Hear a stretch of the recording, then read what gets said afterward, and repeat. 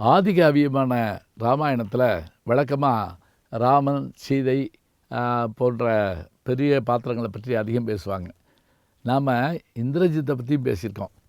இந்திரஜித் ஒரு அற்புதமான ஒரு பாத்திரம். இந்திரஜித் நம்மளுடைய வரலாற்றை பற்றி நம்ம தொடர்ந்து பேசுகிறோம். அப்போ எல்லோரும் இதை முழுசாக கேட்கணும்னு சொன்னாங்க. உங்களுக்காக நம்முடைய யூடியூப் சேனலில் இந்திரஜித்தினுடைய வரலாறு முழுமையாக உங்களுக்காக.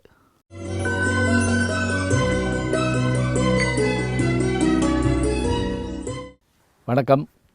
இராமாயண கதாபாத்திரங்களுள் பெருமை மிகுந்த வீரன் என்கின்ற பேரனை பெற்றவன் யார் என்று கேட்டால், ராவணனுடைய மகனாக இருந்தாலும் கூட அவன் அந்த காப்பியத்தில் பெருவீரனாக கருதப்படுகிறான். அவன்தான் மேகநாதன் என்று அழைக்கப்படுகின்ற இந்திரஜித். ராவணனுக்கும் மண்டோதரிக்கும் பிறந்த மகன் இவன். இவன் பிறப்பதற்கு முன்பாகவே ராவணன் தன்னுடைய பிள்ளை கல்வி கேள்விகளில் வீரத்தில் நிலைத்த புகழில் பெரும்பெயர் அடைய வேண்டும் என்பதற்காக அத்தனை கோள்களையும் கிரகங்களையும் சிறைப்பிடித்து எல்லாம் சரியான இடத்தில் இருக்க வேண்டும் என்று ஆணையிட்டானாம். கேட்கவே ஆச்சரியமாக இருக்கு பாருங்க. அவையெல்லாம் 11ஆம் கட்டத்தில் வந்து நின்றுச்சான். ஆனால் அதிலிருந்து தப்பி போனது சனி கிரகம் மட்டும்தானா. அதனால தான் ராவணனால் தண்டிக்கப்பட்டு அந்த சனி கிரகம் கால் ஊனமடைந்ததை நம்ம வரலாற்றில் பார்க்குறோம். இன்னும் கூட அது மெதுவாக சுத்தம் பிடிக்கிறோம். இந்த காரணத்தை நம்ம இந்த புராணத்தில் பார்க்குறோம். மேகநாதன் பிறக்கிற போது இடியும் மின்னலும் மற்றவையும் ஆகாயத்திலிருந்து தோன்ற, அதன் காரணமாக இவன் மேகங்களுக்கு அதிபதி என்பதை அடிப்படையாக வைத்து மேகநாதன் என்ற பெயரை சூட்டுகிறார்கள். சுக்கராச்சாரியார் இவர்களுடைய அசுரகுரு, அவரிடத்திலே பாடம் கற்கிறான். அத்தோடு மட்டுமல்லாமல் அந்த காலத்தில் ஒரு அஸ்திரத்தை பெறுவதே மிக கடினம் என்பார்கள். பிரம்மாஸ்திரம், பாசுபதாஸ்திரம், வைணவாஸ்திரம், இந்த 3 அஸ்திரங்கள் தான் உலகத்தையே அழிக்கக்கூடிய, இன்றைக்கு சொல்கிறோம் இல்லையா, அணுகுண்டுன்னு சொல்கிறோமே, அதை காட்டிலும் பெரிய வல்லமை உள்ளதாக அதெல்லாம் இருந்திருக்கு. இதில் தான் பாசுபதாஸ்திரம் பெறுவதற்காகத்தான் பாரதத்தில் அர்ஜுனன் போய் தவம் பண்ணுவான். ஆனால் இந்திரஜித்தன் பாசுபதாஸ்திரத்தை பெற்றிருந்தான். அதே போல் பிரம்மாஸ்திரத்தை பெற்றிருந்தான், வைணவ அஸ்திரத்தையும் பெற்றிருந்தான். இது தவிர பிரம்மா, விஷ்ணு, ருத்ரன் 3 இடத்திலும் வரங்களை பெற்றிருந்தான். இன்னொரு ஆச்சரியம் என்ன என்றால், இவனுக்கு கிடைத்த ஒரு வரம், 13 ஆண்டுகள் எவன் கண்ணுறங்காமல் இருக்கிறானோ அவனால் மட்டுமே தனக்கு மரணம் வர வேண்டும் என்று இவன் ஒரு வரமும் பெற்றிருந்தானா. அப்படியான வரத்திற்கான அந்த விடை கிடைத்ததா நம்ம பின்னாடி பார்க்க இருக்கிறோம். இந்திரஜித் என்கின்ற பெயர் எப்படி வந்தது என்றால், வானலோகத்தினுடைய அரசனாகிய தேவேந்திரனை இவன் போரிலே வென்றதால் இந்திரனை ஜெயித்தவன் இந்திரஜித் என்ற பெயரை கொண்டிருக்கிறான். இவனுடைய மனைவி, அவருடைய பெயர் சுலோச்சனை. அதாவது இவள் ஆதிசேஷனுடைய மகள். அதாவது திருமால் பள்ளி கொண்டிருக்கக்கூடிய பாம்பனை ஆகிய ஆதிசேஷனுடைய மகளாக தான் அந்த சுலோச்சனை. அந்த சுலோச்சனையைத்தான் இவன் திருமணம் செய்து கொள்கிறான். இவன் மாவீரனாக 7 உலகத்திலும் கருதப்பட்டான். இத்தகைய பெருமை மிகுந்தவனை பற்றி சொல்லுகிற போதெல்லாம் எப்படி கம்பர் சொல்லுவார் என்று சொன்னால், அனுமன் தூதாக வந்தபோது ஒவ்வொருவருடைய வீடாக பார்த்து கொண்டே போகிறான், அரண்மனையாக.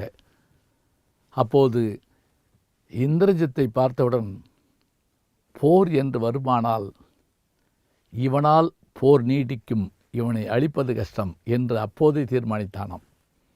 அந்த வல்லமை மிக்கவன் இந்திரஜித்தன். அதோடு மட்டுமில்லை, தந்தையின் மீது மாறாத பாசம் கொண்டவன், தந்தையினுடைய சொல்லை மீறாத தனையன். எப்படி ராமன் தசரதனுடைய சொல்லை மீறாமல் இருந்தானோ அத்தகைய பெருமை மிகுந்தவன்.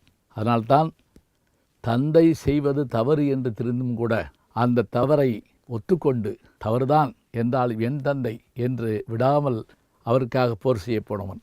அனுமன் தூதாக வந்தபோது அசோகவனத்தை அழித்து அக்ஷயகுமாரனையும் அழித்த போது அவனை அஸ்திரத்தால் கட்டி வரவழைத்த பெருமை இந்திரஜித்தனுக்கு தான் உண்டு. போர்க்களத்திலே இவன் போர் செய்யும் வல்லமையைக் கண்டு அத்தனை பேரும் நடுங்குகிறார்கள். இவனை எதிர்த்து நிற்க வேண்டும் என்று சொன்னால் ஒன்று ராமன் வர வேண்டும் அல்லது இலக்குவன் வர வேண்டும். அதே போல ராமனும் இலக்குவனும் படைகளும் இவனோடு விடாமல் போர் செய்கின்றன. 1,00,000 வானர வீரர்களை கொன்ற அம்பு இவனுடைய அம்பு என்று ராமாயணம் குறிப்பிடுகிறது. வால்மீகி ராமாயணத்தில் இதை பற்றி விரிவாக சொல்கிறார்கள். குரங்கினமே அழிந்து போகுமோ என்கின்ற அளவிற்கு ஒரு பயம் ஏற்பட்டதாம். அதே போல இவன் செலுத்துகின்ற அந்த அஸ்திரங்களால் மயங்கி விழுந்ததோடு மட்டுமில்லை, மரணமே அடைகிற நிலை கூட ராமனின் வீரர்கள் துன்பத்தை அனுபவிக்கிறார்கள். இப்படிப்பட்ட இந்த வீரன் போர்க்களத்திலே செய்த சாகசங்கள் என்ன? முடிவில் எப்படி இந்த வீரன் மாய்ந்து போனான்? எல்லாவற்றையும் தொடர்ந்து பார்க்க இருக்கிறோம். இந்திரஜித்தினுடைய பெருமை அளப்பரிய பெருமை. வல்லவன், நல்லவன், பாசமிக்கவன், வீரன் என்றாலும் தந்தையின் மீது கொண்ட பாசத்தின் காரணமாக படுகளத்தில் வீழ வேண்டிய ஒரு சூழல் ஏற்பட்டது. எங்களுடைய பேராசிரியர் பெரும்புலவர் வேலாயுதமையா அவர்களிடத்தில் நான் இதை பற்றி பேசினேன். அவர்கள் மதுரை கம்பன் கழகத்திலே வெளியிட்ட நூலிலிருந்து இராமாயணத்திலே கரைகண்ட பெருமையுடைய பேராசிரியர் கு. ராமூர்த்தி அவர்கள் மேகநாதனை பற்றி எழுதிய கட்டுரையை எனக்கு அனுப்பி வைத்தார். உண்மையிலேயே படித்தபோது வியந்து போடினான். எத்தனை ஆற்றலோடும் நுண்ணிய ஆராய்ச்சியோடும் இந்த கட்டுரையை பேராசிரியர் கு. ராமூர்த்தி படித்திருக்கிறார் என்பதை பார்க்கிற போது நமக்கு வியப்பாக இருக்கிறது. சரி, இனி இந்திரஜித்தனை பற்றி பார்க்கலாம்.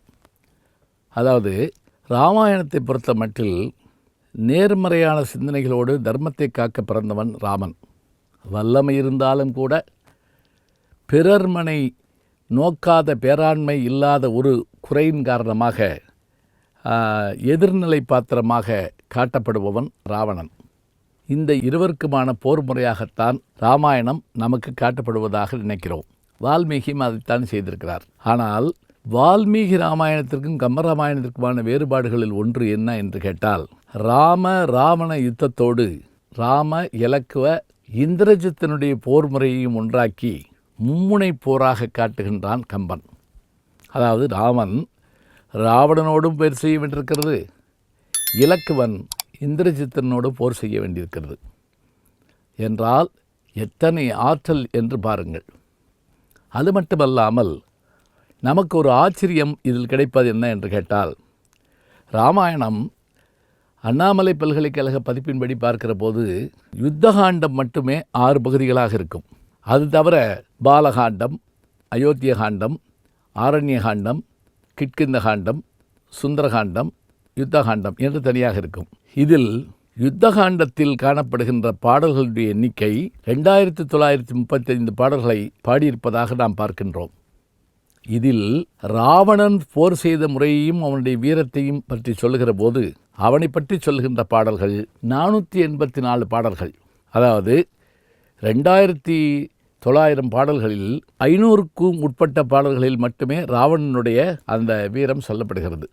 ஆனால் அவருடைய மகனாகி இந்திரஜித்தனை பற்றி கூறுகின்ற போது இந்திரஜித்தனுடைய தோற்றம் தொடங்கி அவருடைய மறைவு வரைக்குமான பாடல்கள் என்று பார்க்கிற போது 876 பாடல்களில் இந்திரஜித்தனுடைய பெருமைகள் சொல்லப்படுகின்றன என்று சொன்னால் இந்திரஜித்தன் எத்தகைய பெருமை மிகுந்தவனாக இருக்கின்றான். இது மட்டுமில்லை, வாவேசு ஐயர் என்று அழைக்கப்படுகின்ற வரகநேரி வேங்கட சுப்பிரமணிய ஐயர் இராமாயணத்திற்கான திறனாய்வு பற்றி எழுதுகிற போது இந்திரஜித்தனுடைய பெருமைகளை இப்படியெல்லாம் வர்ணிக்கிறார். 3 பகுதிகளாக அவனை பற்றி குறிப்பிடுகிறார். அவனுடைய வாழ்க்கை வரலாற்றை 3 பகுதிகளாக குறிப்பிடுகின்றார். எப்படி என்று பார்த்தால், அரக்க வீரர்களிலேயே மிகச்சிறந்த போராளி Indrajit. Indrajit is the ablest fighter in the rakshasa army. தந்தையின் கௌரவத்தை காப்பதில் கருத்தாக இருப்பவன். He is the proud defender of his father's glory. இத்தகைய வீரனை அறிமுகப்படுத்துகிற காட்சி ஆச்சரியமாக இருக்கும். இவன் எங்கு நமக்கு முதல் சொல்லப்படுகிறான்? உருவமாக காட்டப்படவில்லை.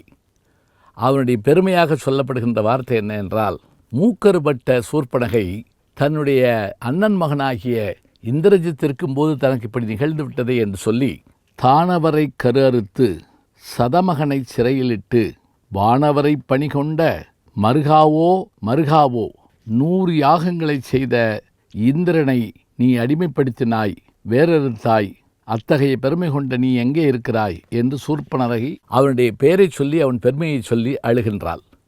அப்போதுதான் இந்திரஜித்தனை பற்றி நாம் அறிகின்றோம். அதே போல ராமனின் தூதுவனாக வந்த அனுமன் சீதையை கண்ட பிறகு தன் வலிமையை காட்டுவதற்காக இலங்கை மாநகரத்தில் தன் வீரத்தை காட்ட அசோகவனத்தை அழிக்க எதிர்த்த வீரர்களெல்லாம் வீழ்த்த 6000க்கும் மேற்பட்ட வீரர்களை வீழ்த்தியதோடு ராவணனின் இளைய மகனாகிய அக்ஷயகுமாரனையும் கொன்று விடுகிறான். இதை கேள்விப்பட்டவுடன் இந்திரஜித்தன் வெகு வேகமாக போருக்கு எழுகிறான். இப்படி போருக்கு எழுகின்ற அவனுடைய அந்த வேகம் இருக்கிறதே, அதை பற்றி கம்பர் பாடுகின்ற பாடலிலே எப்படி சொல்லுகிறார்? ஆர்த்தன சுழலும் தாரும் பேரியும் அசனி அஞ்ச வேர்த்து உயிர் குலைய மேனி வெதும்பினர் அமரவேந்தன் சீர்த்தது போரும் என்ன தேவர்க்கும் தேவராய மூர்த்திகள் தாமும் தந்தம் யோகத்தின் முயற்சி விட்டார். இந்திரன் விதிர்விதித்து போனான். முப்பெரும் தெய்வங்களான பிரம்மா, விஷ்ணு, ருத்ரன் மூவரும் தங்கள் கடமையை மறந்தார்கள். என்ன நடக்கப் போகிறதோ என்று அறிமுகப்படுத்தப்படுகிறார். இன்னும் கூட முதலில் அவன் வீரத்தை பற்றி கேள்விப்படுகிறோம். அவன் உருவத்தை நமக்கு காட்டுகின்ற இடம் மிக அற்புதமாக இருக்கும். தூதுவனாக வந்த அனுமன் எங்கு சீதை இருக்கிறார் என்பதை பார்ப்பதற்காக அரண்மனையாக தேடிக்கொண்டு வருகிற போது இந்திரஜித்தனை அந்த அரண்மனையிலே பார்த்துவிட்டு, இத்தகைய வீரனை நான் இதுவரைக்கும் வாழ்நாளில் பார்த்ததில்லை.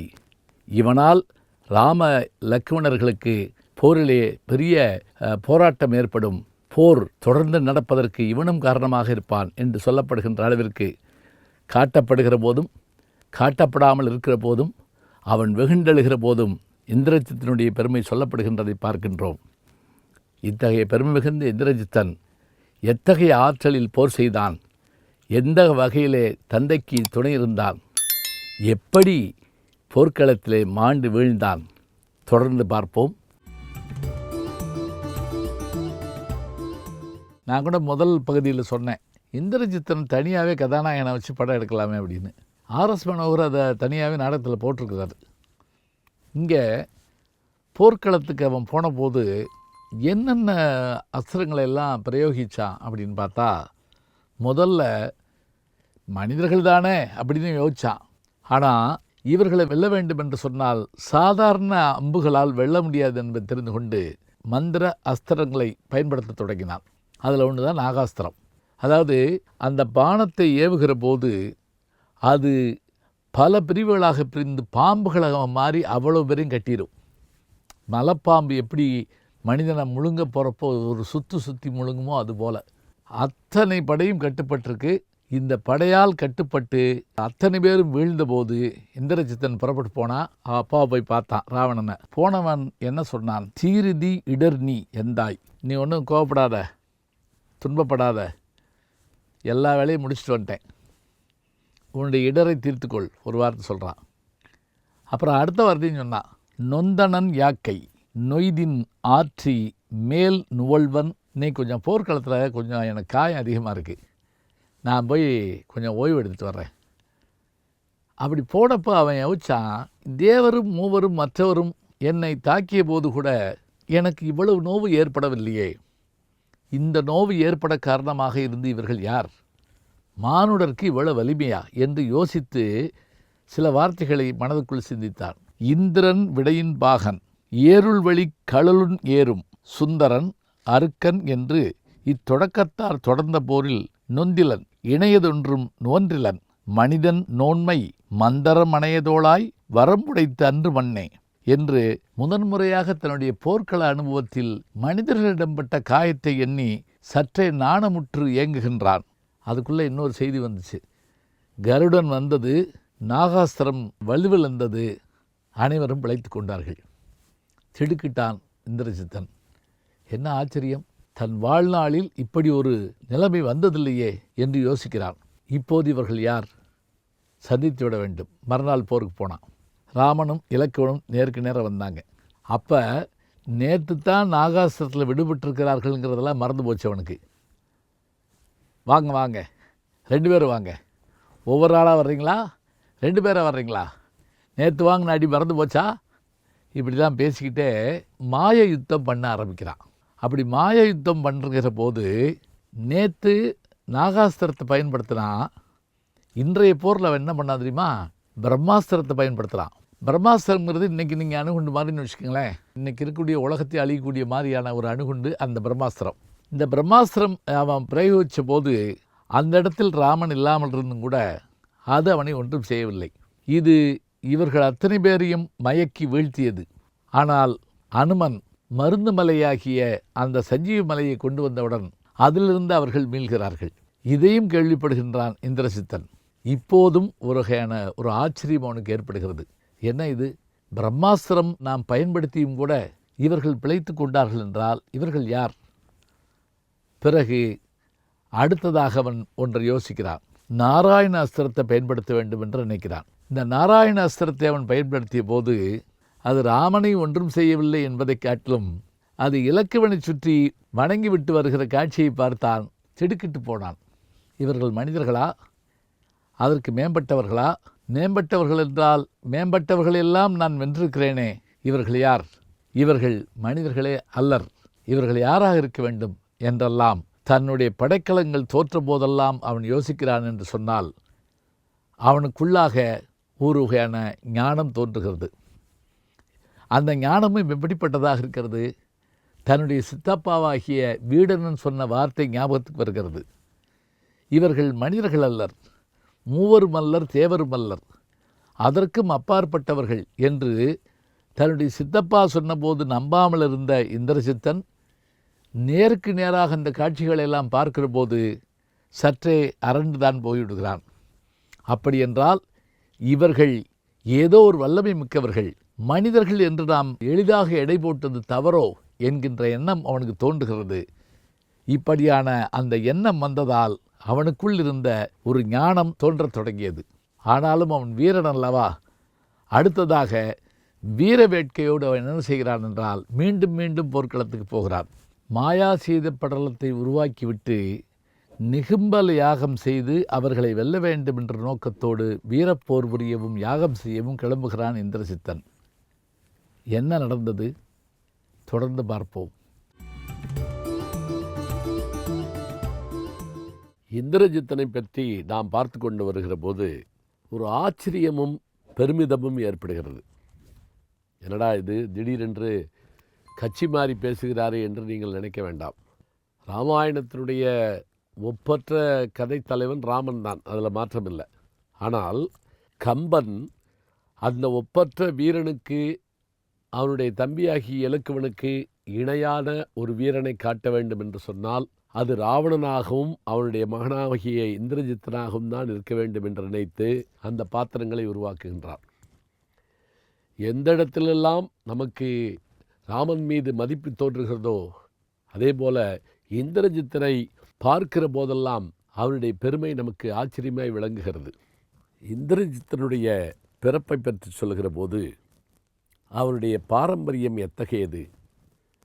பிரம்மாவினுடைய மகனாகிய புலத்தியன், புலத்தியனுடைய மகனாகிய விஸ்வரஸ், அவருடைய மகனாகிய ராவணன், இந்த ராவணனுக்கும் அவருடைய மனைவியாகிய மயன் என்கின்ற தேவலோக சிற்பியின் மகளாகிய மண்டோதரிக்கும் மகனாக பிறக்கின்றவன் தான் இந்திரஜித்தன். இந்த குளமுறை கிளத்து படலம்னு சொல்லுவோமே, அது மாதிரி பெரிய இடத்து பையங்க அப்படின்னு ஒரு வார்த்தை சொல்லுவோம். அடுத்ததாக இவன் தாயினுடைய வயிற்றிலிருந்து வெளிவருகின்ற அந்த காலத்தில் அவனுக்கு வாழ்க்கையும் நிலைத்த தன்மையும் இருக்க வேண்டும் என்பதை மனதிலே கொண்ட ராவணன் 9 கோள்களையும் பிடித்து வந்து படிகளிலே படுக்க வைத்து அவற்றின் மேலே நடந்து நடந்து நடந்து எல்லா கோள்களும் இந்திரஜித்தன் பிறக்கும்போது சரியான இடத்தில் இருக்க வேண்டும் என்பதற்காக அச்சுறுத்தி அச்சுறுத்தி அவர்களை சரி செய்து கொண்டிருந்தானாம். அதாவது அவனுக்கு மரணமே வந்துவிடக்கூடாது என்பதற்காக. இப்படி நம்ம கேள்விப்பட்டிருக்கிறோமா என்றால் கிரேக்க இதிகாசங்களிலே இதுபோல ஒரு கதை இருக்கிறது. அதிலே அகஸ்டிஸ் என்கின்ற ஒரு கடல் தேவதை தன்னுடைய மகன் இறந்துவிடக்கூடாது என்பதற்காக பிறந்த குழந்தையை எடுத்துக்கொண்டு தேவலோகத்திற்கு ஓடி அங்கிருக்கிற பொய்கையிலே கைகளில் குழந்தையை தலைகளாக பிடித்து கொண்டு முக்கி எடுத்தாளாம். அப்படி முக்கி எடுத்ததன் காரணமாக அந்த குழந்தையினுடைய உடம்பில் எந்த அம்பும் பட்டாலும் அவன் இறக்க மாட்டான், எந்த ஆயுதமும் அவனை தாக்காது. ஆனால் அவள் கையிலே பிடித்திருந்தாள் அல்லவா அந்த பாதம், அந்த பகுதி மட்டும் அது விதிவிலக்கு. அதை தெரிந்து கொண்ட எதிரி வீரர்கள் சரியாக அவனுடைய பாதத்தை குறிவைத்து அடிக்கிறார்கள். ட்ரோஜன் என்கின்ற அந்த போரிலே அவனுடைய கால்களில் அம்பெய்தி கொள்கிறார்கள். இதை நாம் எங்கே பார்க்கலாம் என்றால் மகாபாரதத்திலும் பார்க்கலாம். துரியோதனன் சாகக்கூடாது என்று நினைக்கின்ற அவருடைய தாயாகிய காந்தாரி தன் மகனை தனியே அழைத்து உன்னுடைய ஆடைகள் எல்லாவற்றையும் கழற்றி வைத்துவிட்டு பிறந்த மேனியாக வா மகனே, உன்னுடைய தாய் சொல்லுகிறேன், நான் உன்னை பெற்றபோது எப்படி பார்த்தேனே அப்படி பார்க்க வேண்டும், வா என்கிறாள். அவனும் தாயினுடைய சொற்கேட்டு வருகிறான். அப்படி வந்தபோது கண்ணபெருமான் இதனை தெரிந்து கொண்டு இதை முறியடிக்க வேண்டும் என்பதற்காக அவனுடைய தங்கையாகிய துட்சலையினுடைய வடிவத்திலே வந்து, அண்ணா என்ன இது கோலம் என்று கேட்க அவன் சற்றே நாணப்பட்டு இடுப்பிலே ஒரு ஆடையை கட்டிக்கொண்டு தாயின் முன்னே செல்ல, அவள் அத்தனை ஆண்டு காலம் கட்டியிருந்த கண்களை அவிழ்த்து தன் மகனை உச்சந்தலையிலிருந்து உள்ளாங்கால் வரை பார்த்தபோது அவள் நடுங்கி போனாள். ஏன் தெரியுமா? மகனே, ஆடை கட்டி கொண்டு வராதே என்று சொன்னேனே, இதோ உன்னுடைய தொடைப்பகுதியை நீ மறைத்திருக்கிறாய், உன்னுடைய உயிர்நிலை அங்கிருக்கிறதே என்று சொல்லி வருத்தப்பட்டாளாம். இது பாருங்கள், பாரதத்தில் வருகிறது, கிரேக்க கதைகளிலே வருகிறது, இராமாயணத்திலும் இந்த மாதிரியான செய்தி சொல்லப்படுகின்றது. இந்திரஜித்தன் பிறந்தான். அவனுடைய வீரம் வலிமை எல்லாம் வரிசையாக நாம் பார்த்து கொண்டே வந்தோம். அவனுடைய வீரத்திலே ஒரு சிறப்பு என்னென்று கேட்டால், எதிரிகளை குழப்பி குழப்பி தன்னுடைய ஆற்றலை வெளிப்படுத்துவான். அவன் போர்க்களத்திற்கு 4 முறை செல்கிறான். அப்படி 4 முறை செல்கிற போதும் கூட 4 வகையான படைக்கலன்களை அவன் அனுப்புகிறான். அதோடு அவன் வீரத்தில் மட்டும் சிறந்தவன் இல்லை, அழகிலும் மன்மதனையொத்தவன். அதனால்தான் பேரெழில் வீரன் என்று கம்பன் அவனை புகழ்கின்றார். அந்த காலத்திலே பி.ஸ்ரீ என்கின்ற மிகச்சிறந்த எழுத்தாளர் ராமானுஜரை தமிழுக்கு தந்தவர். அவர் அதற்காக சாகித்ய அகாடமி விருதும் பெற்றவர். அவர் சித்திர ராமாயணம் என்ற ராமாயணத்தை சித்திர வடிவிலே ஆனந்த வடிவிலே எழுதியிருந்த போது இந்திரஜித்தினுடைய அழகை அத்தனை தத்ரூபமாக தீட்டியிருப்பார் அந்த காலத்து ஓவியர் சித்திரலேகா என்றொரு ஓவியர். இத்தகைய அழகு மிகுந்தவன், வீரம் மிகுந்தவன். படைக்களத்தை அனுப்புகிற போதெல்லாம் அவன் தரையிலே நின்று கொண்டு அந்த செயல்பாட்டை செய்ய மாட்டான். போர் நடப்பது தரையில்தான். ஆனால் அவன் ஒவ்வொரு படைக்கலங்களை அனுப்புகிற போதும் ஆகாயத்துக்கு செல்வான், கண்ணுக்கு தெரியாத இடத்துக்கு செல்வான், மறைந்து போவான், விண்ணிலிருந்து அம்புகளை எய்வான். இப்படியாக அவன் செயல்பாடுகளை செய்வான். இது போர் செய்கின்ற வீரர்களுக்கு குழப்பத்தை ஏற்படுத்தும். இது போர் முறைகளில் ஒரு உத்தியும் கூட. அதில் அவன் ஆகாயத்திலே மறைகிற போது அவன் மறைந்து போய்விட்டானோ என்று எண்ண வைத்துவிட்டு பிறகு திடீரென்று தோன்றுவான். இன்னொரு முறை தன்னுடைய படைக்கலன்களை விடுகிற போது தனக்கு பதிலாக தான் மேலே சென்று விட்ட பிறகு அங்கிருக்கக்கூடிய அரக்கர்களை எழுப்பி அந்த அரக்கர்களை தேவர்கள் மாதிரி அனுப்பி போர் செய்ய செய்கிறான். அப்போது வானர வீரர்கள் குழம்பி போகிறார்கள். போர்க்களத்துக்கு 3ஆம் நாள் வருகிற போது ராம லக்ஷ்மணர்களை பார்த்து இந்திரஜித்தன் கேட்கின்ற கேள்வி ஒன்று ஆச்சரியமாக இருக்கும். நீங்கள் யார்? நேற்று இறக்கிறீர்கள், இன்று பிறக்கிறீர்கள், என் அம்பாலேயே இறக்கிறீர்கள், மீண்டும் பிறக்கிறீர்கள். இறந்து இறந்து பிறக்கின்ற உங்களோடு போர் செய்ய வேண்டிய சூழல் எனக்கு இருக்கிறதே என்று ஆச்சரியப்படுத்துகின்றான். அது மட்டுமில்லை, அவன் யுத்தத்துக்கு புறப்படுகிற போது அவனுடைய வில்லின் அந்த நான் அதை அப்படி சுண்டுகிற போது தேவலோகத்தில் இருக்கிற மங்கையர்களெல்லாம் தங்களுடைய திருமாங்கல்யத்தை தொட்டு பார்த்து கொள்வார்களாம், பிழைக்குமா இல்லை கணவர் இருப்பாரா என்று. அத்தகைய பெருமை மிகுந்த வீரன் இந்திரஜித்தன். நிகும்பல யாகம் செய்தால் மரணம் ஏற்படாது என்பதை தெரிந்து கொண்டு நிகும்பல யாகம் செய்யப்போகிற போது குழப்பத்தின் உச்சத்திற்கே ராமனுடைய படைகளை கொண்டு வருகிறான். எவ்வாறென்றால் அனுமனையும் இலக்குவனையும் நோக்கி, இதோ பாருங்கள், யார் தெரிகிறதா என்று தன்னுடைய கையிலே மாயா சீதையை கொண்டு வருகிறான். இவளுக்காகத்தானே இப்படி போர் நடக்கிறது, இப்போதே இவளை வெட்டி கொள்ளுகிறேன் என்று வெட்டி கொன்றதோடு அவர்கள் அலற அலற வெற்றி கொண்டதோடு, அயோத்தியில் உங்களுடைய தம்பிமார்கள் இருக்கிறார்கள் என்று தெரியும், இப்போதே செல்கிறேன், அயோத்தியை அழிப்பேன், முடிந்தால் அயோத்திக்கு நீங்களும் வாருங்கள் என்று சொல்லிவிட்டு நிகும்பல யாகம் செய்ய போகிறான். இப்போது சீதையும் கொன்றுவிட்டான், அயோத்திக்கும் செல்கிறான் என்ற செய்தி பரப்பப்பட்ட போது வீரர்கள் குழம்பி நிற்க, ஆனால் விபீடனன் மட்டுமே வண்டு வடிவம் எடுத்து பறந்து சென்று அவன் நிகம்பல யாகம் செய்கிறான் என்பதை தெரிந்து கொண்டு வருகிறான். பின்னர் என்ன நிகழ்ந்தது? யாகம் முடிந்ததா? யாகம் நிறுத்தப்பட்டதா? இந்திரஜித்தன் வென்றானா, கொல்லப்பட்டானா? தொடர்ந்து பார்ப்போம். அவனுடைய அந்த நிறைவு நிலைக்கு அவன் வந்துட்டான். அந்த இடத்துக்கு நம்மளும் வந்துட்டோம். உண்மையிலேயே இது நடந்ததா கற்பனையா எப்படியெல்லாம் நம்ம யோசிச்சு பார்த்தாலும் கூட ஒரு மாவீரன் போர்க்களத்தில் படுற பாட்டை பார்க்குறப்ப இன்றைக்கி தான் நடந்தது போல் ஒரு மன நிகழ்ச்சி ஏற்படுது. சரி, இப்போ நம்ம இந்திரஜித்தனுடைய அந்த இறுதிப் போர் நிலையை பார்க்க போகிறோம்.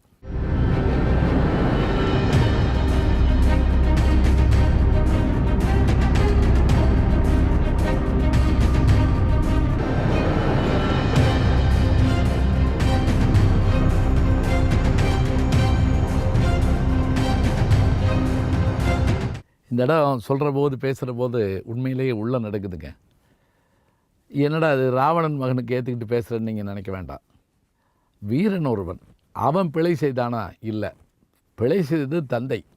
ஆனாலும் தந்தை பாசத்தின் காரணமாக தந்தைக்கு உயிர் கொடுக்க வேண்டும் என்பதற்காக அந்த வீரன் படுகிற பாடுகளை எல்லாம் பாருங்கள். உடம்பெல்லாம் காயம்பட்டு அந்த நிகம்பல யாகமும் பண்ண முடியாமல் அவன் வந்து நின்று தந்தையை பார்த்தான். தன் மகனை பார்த்து ராவணன் சொன்ன வார்த்தை என்ன? புன்னுடை யாக்கை சென்னீர் இருதர புக்கு நின்ற என்னுடை மகனை நோக்கி ராவணன் இணைய சொன்னான். என்ன சின்ன பிள்ளை மாதிரி ஓடியாந்துருக்க? என்ன நடந்தது சொல்லு அப்படின்னா. அப்போ இந்திரஜித்தன் சொன்னான், நான் என்ன சொல்கிறது, நிகும்பல யாகம் நிறைவேறியிருந்தால் அந்த ராமலக்ஷ்மணர்களை அழித்திருப்பேன்.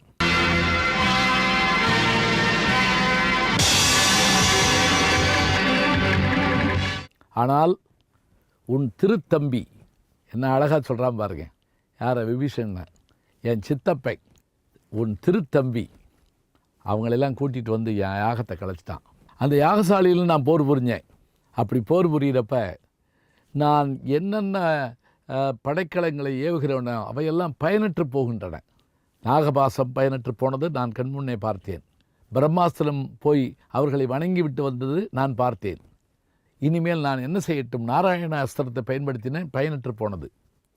ஆனால் தந்தையே, அவர்கள் என் மீது போடுகிற போது அந்த பானத்தை அவர்கள் பிரயோகிக்காமல் என்னை கொள்ளத்தான் யோசிக்கிறார்களே தவிர அவர்கள் ஒருபோதும் இந்த உலகத்தையோ மற்றவர்களை அழிக்க வேண்டும் என்று நினைக்கவில்லை. அதனால் யாகம் செய்ய முடியவில்லை. யாகம் அழிந்து போனது. இப்போது நான் இடத்துல ஒரு வேண்டுதலுக்காக வந்திருக்கிறேன் தந்தையே. என்ன வேண்டுதல் தெரியுமா? இனிமேல் நாம் அவர்களோடு போர் செய்ய முடியாது. அவர்களுடைய வீரத்தை நான் கண்கூடாக பார்த்து விட்டேன். எனவே தந்தையே, உங்கள் மீது கொண்ட பாசத்தால் சொல்லுகிறேன், நான் போர்க்களத்துக்கு போகிறேன், திரும்பி வரமாட்டேன். சீதையை விட்டுவிட்டால் நல்லது. இப்படி அவன் சீதையை விட்டுவிட்டால் நல்லதுங்கிறதுக்கு அவன் சொல்கிற அந்த விஷயமும் அந்த பாட்டு பார்த்தா என்ன அழகாக இருக்குது. ஆதலால் அஞ்சினேன் என்று அருளலை ஆசைதான் சீதைபால் விடுதியாயின் அடையர் சீற்றம் தீர்வர் போதலும் புரிவர் செய்த தீமையும் பொறுப்பர் உன்மேல் காதலால் உரைத்தேன் என்றான் உலகலாம் கலக்கி வென்றான். சீதையை விட்டுட்டா அவன் நம்மளை விட்டுட்டு போயிடுவாங்க. யார்? ராமலக்ஷ்மணர்கள் விட்டுட்டு போயிடுவாங்க. இலங்கை தப்பிக்கும், நீயும் உயிரோடு வாழலாம். தயவுசெய்து நீ இந்த எண்ணத்தை மாற்றிக்கொள். அதுக்கு ராவணன் சிரிக்கிறான். நீ அவர்களை பார்த்து பயந்து விட்டாய், அதனால்தான் இப்படி பேசுகிறாய் என்று சொன்னதோடு மட்டுமல்லாமல் எப்படியான வார்த்தைகளை பிரயோகிக்கிறான் பாருங்கள்.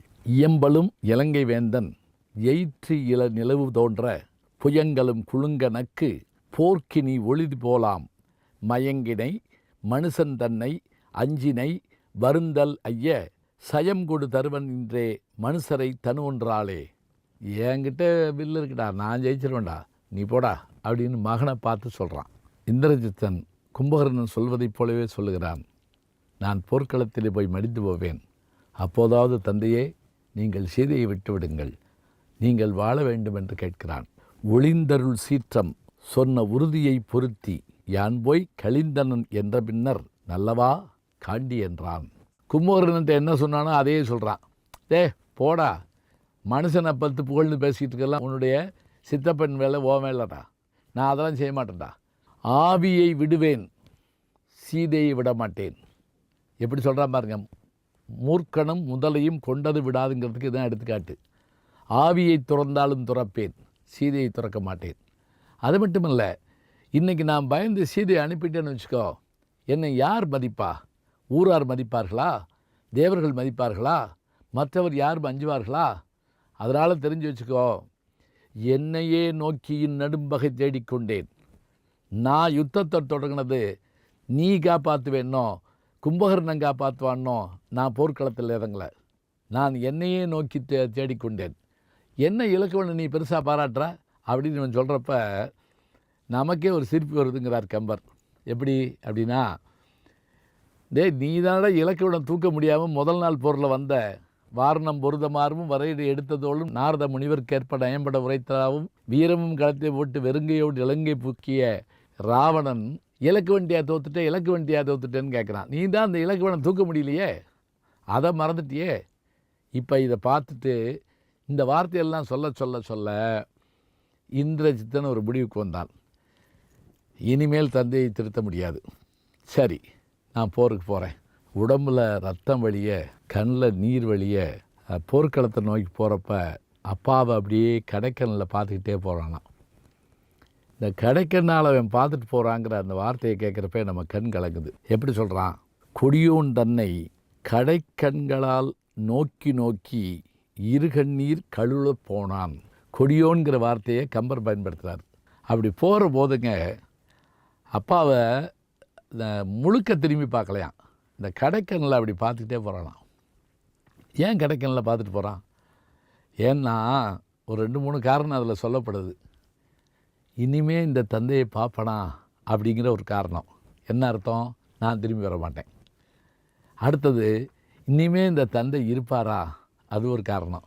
கடைசியாக கூட எதுக்காக தயங்கி பார்த்தானா, சரி நீ சொன்னபடி நான் சீதையை விட்டுறேன், நீ போர்க்களம் போக வேண்டாம், நம்ம நல்லா இருப்போம் குடும்பத்தோடு அப்படின்னு சொல்லிடுவானோங்கிற எண்ணத்தோடையும் அந்த பார்த்தானா. ஒன்றும் நடக்கலை. அப்படி அவன் போகிறபோது அந்த இலங்கை மாநகரமே இவனுடைய அந்த போர்க்கள காட்சியை பார்த்து நிற்குதாங்க. சில பேர் கண்கலங்குறாங்க, சிலர் அழுகிறாங்க, வேதனைப்படுறாங்க. அதை கம்பன் சொல்கிற வார்த்தை அவ்வளோ அழகாக இருக்குது.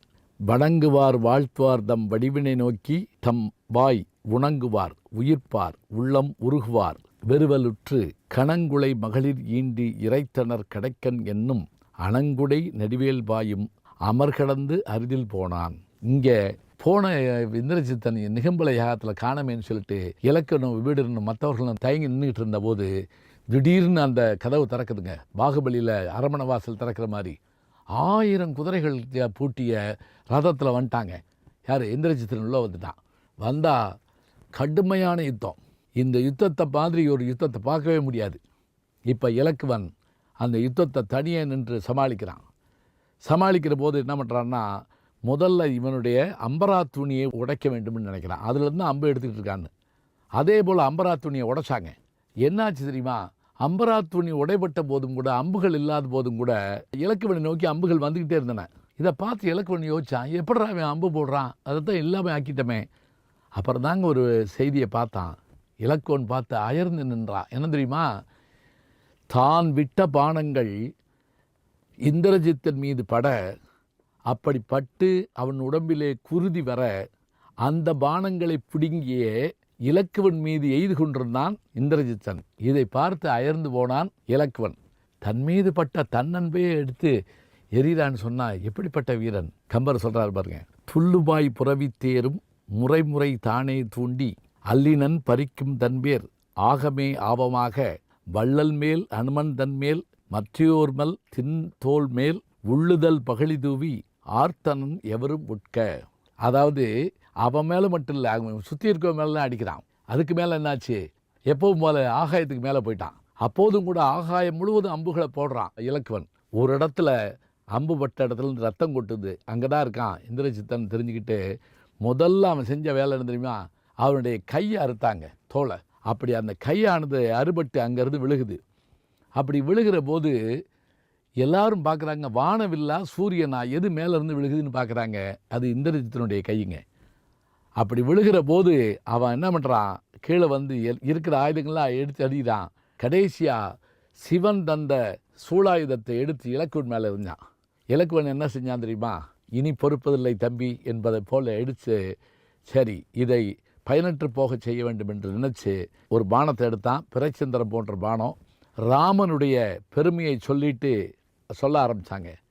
எப்படி சொல்கிறான், என் தமையன் ராமன் வேதங்களும் வேதியர்களும் போற்றும் இறைவன் என்பது உண்மையானால், அவன் அறத்தை காக்க வந்தவன் என்பது உண்மையானால், இந்த அர்த்தச்சந்திரபானம் இந்திரஜித்தினுடைய தலையை அறுக்கட்டும் என்று சொல்லிவிட்டு அந்த அம்பை விடுறான். பாட்டை பாருங்க. மறைகளே தேரத்தக்க வேதியர் வணங்கற்பால இறைவன் ராமன் என்னும் நல்லற மூர்த்தி என்னில் பிறை எயிற்று இவனை கோரி என்று ஒரு பிறை வாய் வாழி நிறைவுற வாங்கிவிட்டான் உலகலாம் நிறுத்தி நின்றான். உலகத்தை காக்கணுங்கிற எண்ணத்தோட அந்த பானத்தை விட்டானான். இப்போ இந்திரஜித்தினுடைய தலை அவனுடைய உடம்புலேருந்து மேலே போய் கீழே வருது. அப்போ அவன் கீழே விழுகிறான். இப்படி விழுகிற அந்த தலை அதை பார்த்து தேவர்களும் மற்றவர்களும் வந்து பூமாரி பொழிஞ்சு வணங்கி நின்றார்களாம். அதோடு மட்டும் இல்லை, கடைசியாக இந்திரஜித்தன் போர்க்களத்தில் தலையிருந்து கீழே விழுகிறப்ப அதை பார்த்து முதல்ல கலங்கி போனவன் யாருன்னு கேட்டால், அவன் மீது பாடம் தொடுத்த இலக்குவன் தானா. இவன் இறந்து போயிட்டான்னு நினைக்கலையான், இவனோடு சேர்ந்து வீரமும் போச்சே அப்படின்னு ஒரு வார்த்தையை சொல்கிறான். எய்தவன் பகலியெல்லாம் பறித்துவன் என்மேல் எய்யும் கை தடுமாறாது உள்ளம் உயிரினம் கலங்கா யாக்கை மொய்கனை கோடி கோடி மொய்க்கவும் இழைப்பு ஒன்றில்லான் ஐயனும் இவனோடு எஞ்சும் ஆண் தொழில் ஆற்றல் என்றான். இந்த தலையை யார் எடுத்து வர்றா, வானர வீரர்களும் அங்கதனை எடுத்துக்கிட்டு ராமனுக்கு முன்னாடி கொண்டு வந்து அப்படி காட்டுறாங்க. ராமன் சற்று கலங்கினான். பெருவீரன், என்ன பண்ணுறது, இருந்தாலும் நடக்கிறது நடந்தே தீரன் போல நிற்கிறான். இப்போது இங்கே இந்திரஜித்தனுடைய மரணம் நிகழ்ந்ததை நாம் பார்க்கிறோம். வீழ்ந்தது இந்திரஜித்தன் என்று நாம் நினைத்தாலும் கூட வீரம் வீழவில்லை. அதான் ஆச்சரியம். இதுக்கு பிறகு என்ன, இந்திரஜித்தன் வீழ்ந்துட்டான்னு சொன்ன உடனே நம்மளால் தாங்க முடியாமல் போயிடுது. கெட்டவனாவன், அவன் கெட்டவன் இல்லை, அவன் வந்து அப்பாவுக்காக வந்து போர் செஞ்சவன். அப்போ வீரர்கள் என்ன ஆகிறார்கள், கொல்லப்படுகிறார்களே தவிர வெல்லப்படுவதில்லை. அந்த வகையில் இந்திரஜித்தன் வாழ்ந்து கொண்டிருக்கிறான் தன் வீரத்தால்.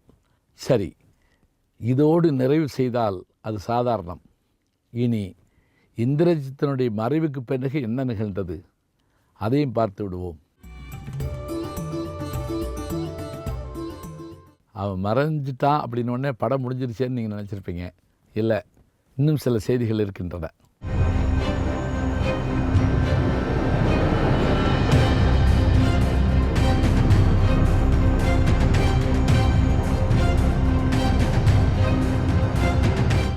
இப்படி இந்திரஜித்தன் இறந்துட்டாங்கிற செய்தியை போய் சொன்ன உடனே, இன்று உன் மகன் இல்லையாயினன் அப்படின்னு சொன்ன உடனே கோபம் கொண்ட ராவணன் சொன்னவர்களை அழிக்க போனானான்.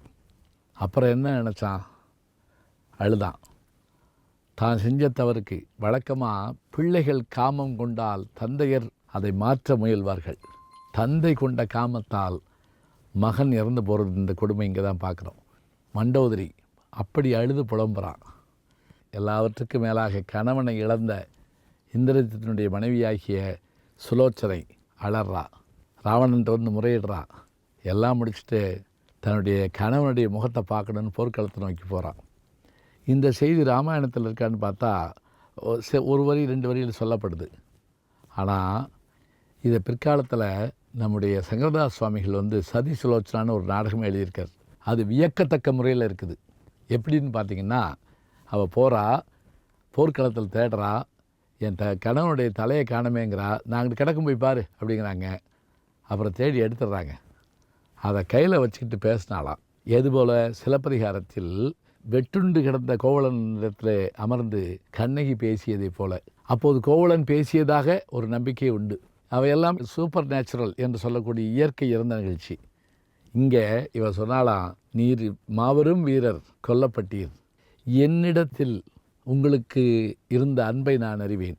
ஒரு வார்த்தை சொல்லியிருந்தால் என் தந்தையாரை வரவழைத்து இந்த போர்க்களத்தில் உங்களுக்கு உதவியாக நின்று அவர்களை வீழ்த்தியிருக்கலாமே என்று கண்ணீர் மல்கச் சொன்னாலாம். அப்போது அந்த தலை ஒரு வார்த்தை பேசிட்டான். இதுதான் சங்கரதாஸ் சுவாமி எழுதுகிற நாடகம். என்ன பேசிச்சான்? என்னை கொன்றதே உன் தந்தை தானே. இதுதானே அந்த வார்த்தை. என்ன அதிர்ச்சியான தகவல் பாருங்க. படத்தில் கடைசியில் கிளைமாக்ஸ் மாதிரி கொன்றதே தந்தை தானே. எப்படின்னு பார்த்தா அந்த சுலோச்சனா யாருன்னு கேட்டால் ஆதிசேஷனுடைய மகள். ஆதிசேஷன் யார்? திருமால் படுத்திருக்கக்கூடிய அந்த பாம்பு படுக்கை தாங்கி கொண்டிருப்பவன். அவனுடைய மகள் சுலோச்சனா. அந்த ஆதிசேஷனுடைய வடிவம்தான் இலக்குவன். என்னை கொன்றதே உன் தந்தை தானே அப்படின்னு சொல்கிற மாதிரி அந்த கதை வரும். சரி, இருக்கட்டும். இங்கே இவன் இறந்த பிறகு இவனுடைய உடல் தீமூட்டப்படுறப்ப மண்டோதரி யோசிச்சாலாம், ஒரு நாளைக்கு இதுபோல் நெருப்பில் தானே கணவனும் இறக்கப் போகிறான் யோசிச்சு பார்க்குறான். ஆனால் ரொம்ப கொடுமையான பாடல் எதுன்னு கேட்டிங்கன்னா ராவணன் வருந்தி சொல்கிற பாட்டு தாங்க. எப்படி? டேய், நீ தானடா எனக்கு நெருப்பு மூட்டணும், நான் உனக்கு நெருப்பு மூட்டை வச்சுட்டியாடா, நான் எப்படிலாம் தவம் பண்ணி வாழ்ந்தேன்டா. ராவணன் சொல்கிற வார்த்தை நமக்கு அப்படியே அதிர்ச்சியாக இருக்குது. சினத்தொடு கொற்ற முற்றி இந்திரன் செல்வம் மேவி நினைத்ததை முடிக்க வல்லேன் நேரிடை ஒருத்தி நீரால் எனக்கு நீ செய்யத்தக்க செயலலாம் ஏங்கி ஏங்கி நினக்கு யான் செயலுற்றேன் அப்படின்னு அந்த பாட்டு முடியுது. இதே மாதிரி ஒரு பாட்டை நீங்கள் சங்க இலக்கியத்தில் பார்க்கலாங்க. யாருடைய பாட்டுன்னு கேட்டிங்கன்னா பாரி மகளிருடைய பாட்டு. போன மாதமும் நிலவு வந்தது, இந்த மாதமும் நிலவு வந்திருக்கிறது. போன மாத நிலவில் எங்கள் தந்தை இருந்தார், எங்கள் அரண்மனை இருந்தது, எங்கள் நாடு இருந்தது. இந்த மாதம் நிலவு வந்திருக்கிறது, எங்கள் தந்தை இல்லை, எங்கள் நாடு இல்லை, நாங்கள் அனாதைகளானோம் என்று அந்த பாட்டு. அற்றை திங்கள் அவ்வென் நிலவில் எந்தையும் உடையும் புன்றும் பிறர்களாங்கிற பாட்டு உலக இலக்கியத்தில் சோகத்தினுடைய உச்சிக்கு சொல்கிறதா இருந்தால் இந்த பாட்டையும் ராவணன் வருந்துற இந்த பாட்டையும் சொல்லலாம். சரி, வருந்திய பிறகாக திருந்தினானா ராவணன்? திருந்தவில்லை. தம்பி இறந்த போதும், மகன் இறந்த போதும், மகன்கள் இறந்த போதும் தன்னுடைய அந்த எண்ணத்தை அவன் விடாதிருந்தால்தான் காமத்தால் அழிந்தான் ராவணன் என்பதை நாம் பார்க்கின்றோம். எனவே இந்திரஜித்தன் போன்ற மகனை பெறுவதற்கு அவன் என்ன தவம் செய்தான்? அவன் போர்க்களத்திலே வீழ்ந்தபோது மூவுலகம் வந்து வாழ்த்தியது என்று சொன்னால், மகன் தந்தை காற்றும் உதவி இவன் தந்தை என்னோற்றான் கொல்லனும் சொல் என்பதற்கேற்ப அந்த மகன் வாழ்ந்தான் என்பதை பார்க்கிறோம். இந்திரஜித்தனுடைய மரணத்துக்கு பிறகும் கூட அதிசய செய்திகள் நமக்கு கிடைக்கின்றன என்றால் அந்த வீரன் எப்போதும் வீரன்தான். நல்ல செய்திகளை நாளும் சந்திப்போம். நாளை சந்திப்போம்.